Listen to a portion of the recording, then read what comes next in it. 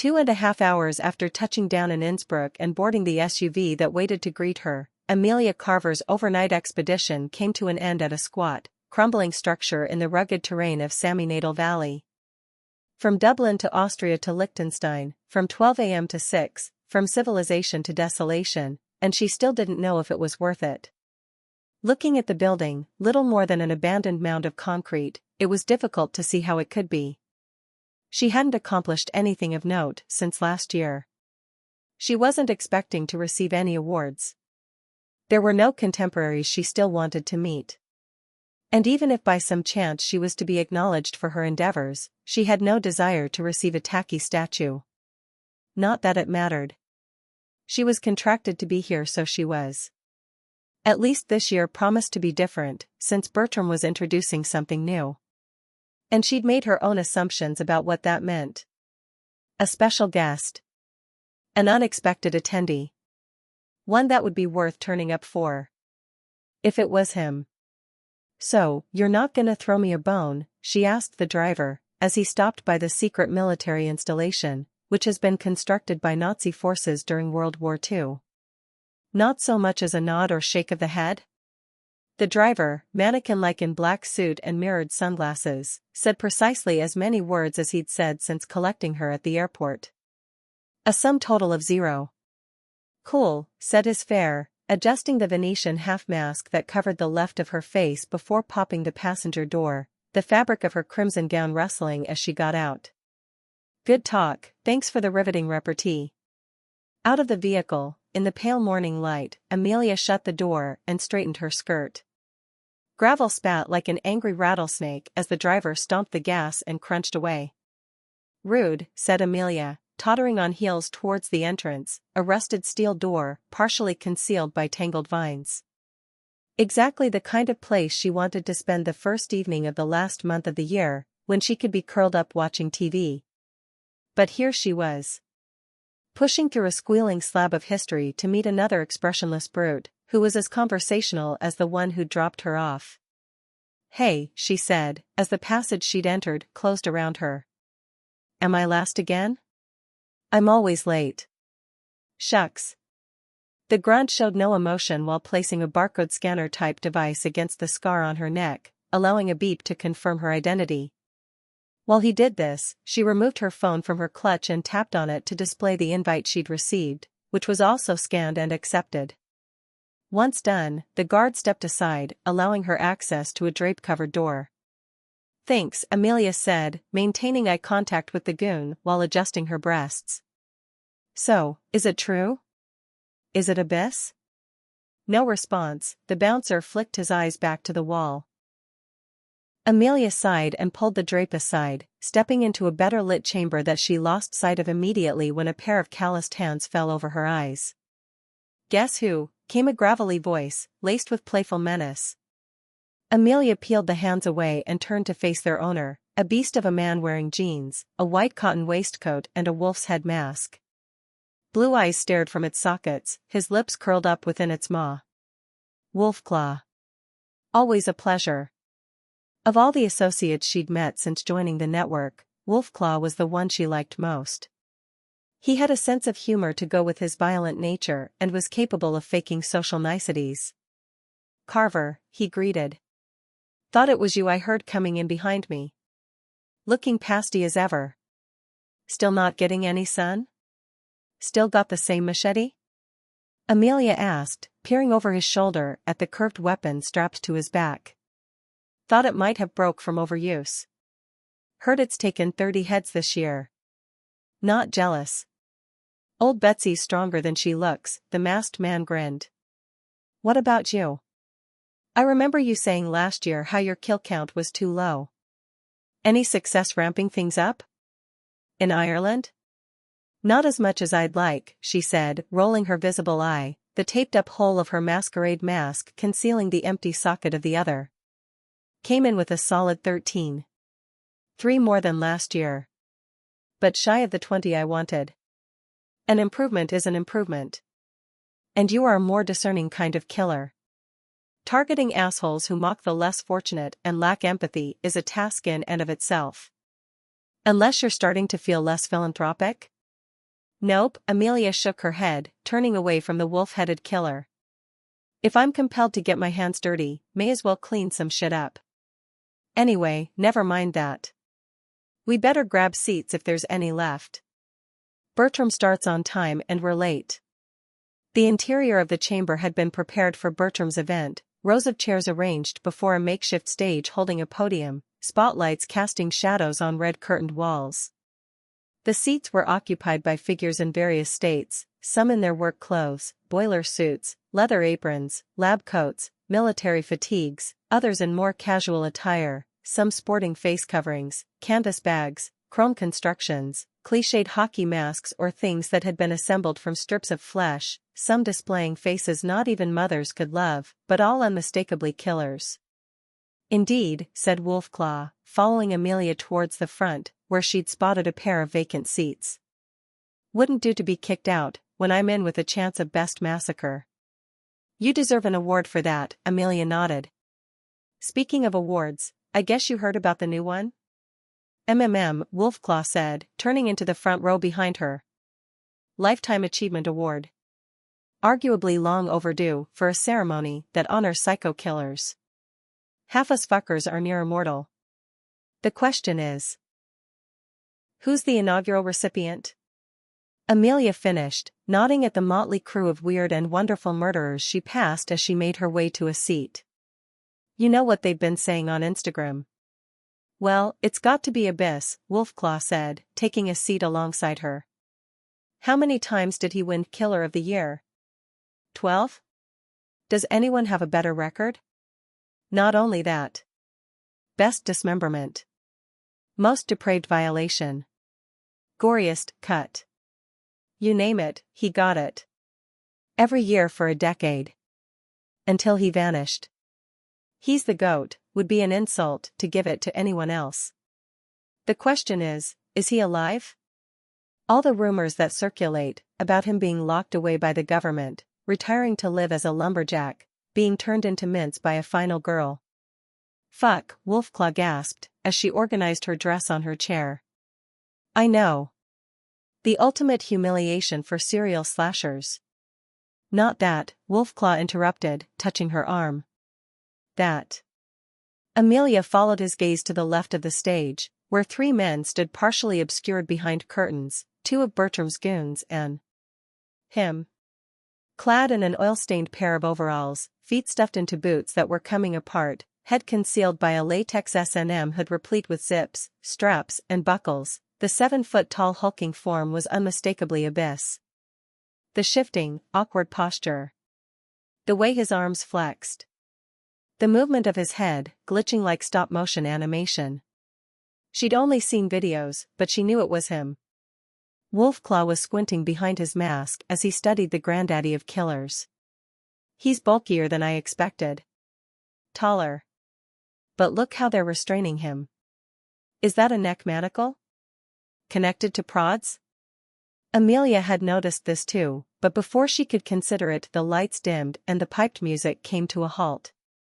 A hush fell over the crowd and all eyes went to the stage as the curtain on the right was thrown back, allowing a bearded man in a suit to stride out, beckoning applause. Which he got. In buckets. From all. Because this was their benefactor, Bertram Belasco, long-serving head of the serial killer network. Amelia took part in the adulation as he soaked it up. In the 5 years since he found her and signed her up to his club, she'd come to respect him like everyone else. Being selected was nothing short of an honor. It meant her killer credentials were on point. It meant, despite the exorbitant subscription fee Bertram charged for membership, that she had access to all SK network resources, anonymity, medical aid, protection, and sanctuary when required. Luckily, she hadn't needed to avail of much yet, being a small fish in the pond.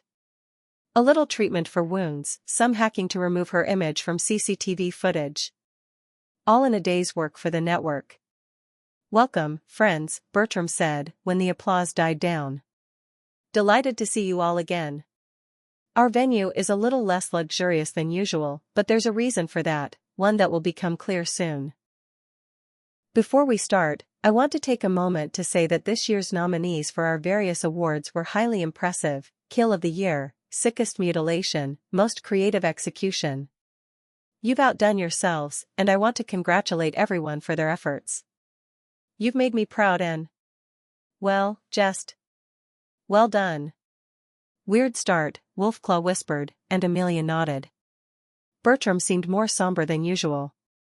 However, he blurted then, perking up as his eyes went to Abyss. Before we get to that, a surprise. A murmur rippled through the crowd, and Amelia felt goosebumps on her arms. As you know from my invite, their host went on, we have a special award tonight. And along with it comes a special guest. There's been a lot of speculation online as to who it might be, with one particular name being mooted more than others. Well, I don't want to keep you, or him, waiting any longer, so let's kick things off with our first ever Lifetime Achievement Award. Won't you join me please in welcoming Abyss? Applause filled the room as Abyss was guided out by the goons. His footsteps as he stomped to the podium were louder than the chants and cheers around her. But why was he secured like that? Was he here against his will? Was he a danger to his own kind? I know this looks weird, said Bertram, as Abyss was brought to a halt alongside him, quivering as though volts flowed into his neck. But sadly, dear Abyss is not the force of nature he used to be. He's had to keep a low profile these last 10 years. 2 decades as the world's most prolific serial killer is something that can take a toll.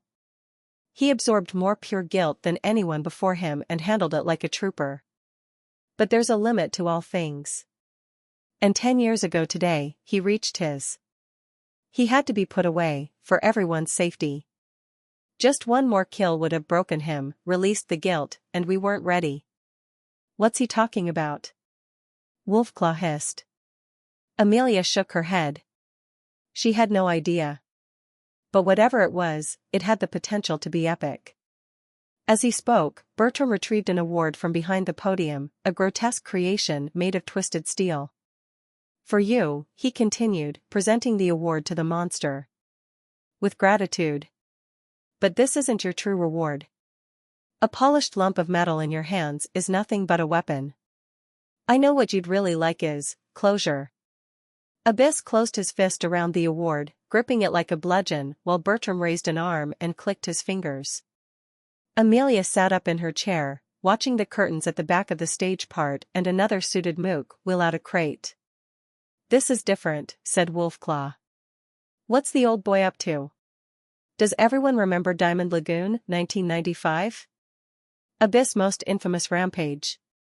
He took out an entire settlement in one night. An incredible feat of savagery. 67 residents, 66 victims, because one slipped through the net. A plucky young girl. Don't you hate them? We've all been frustrated by one of those. For Abyss though, in a 20-year reign of terror, she was the only one who ever got away. The only blemish in an otherwise spotless career. And guess what? Bertram moved to the edge of the stage as his man undid latches on the crate. We have her here tonight. Gasps in the crowd as the guard opened the box and a disheveled woman fell out, barely getting her hands in front of her before hitting the floor. Her face was lined with age, her hair was gray. She whimpered where she'd landed by Abyss, whose head was turned down as he watched. No way, Amelia said, as Bertram and his goons walked off the stage. Are we going to see a live kill? You're free, Abyss. Bertram called as he slipped through the curtains. Let it go. The crowd had gotten to their feet and Amelia joined them, all eyes on the scene, keen to see what would happen next. And what happened next was, like watching a movie sped up. 2x. Abyss threw his head back and held. The woman screamed up at his hood. Abyss drove the trophy into her skull. The onlookers in the crowd cheered and jumped. Amelia's mouth fell open. Wolfclaw whistled. Abyss turned to the crowd and started to shudder. Not from being electrocuted, from something else. What was it Bertram had said? Amelia wondered. One more kill would have broken him, released the guilt. The shuddering turned to convulsions and Abyss roared, not now in fury but in pain. He staggered, his body shaking violently. His head jerked back, and with a sickening crack it split open, ripping through latex and spilling blood and bone to the floor. 3x.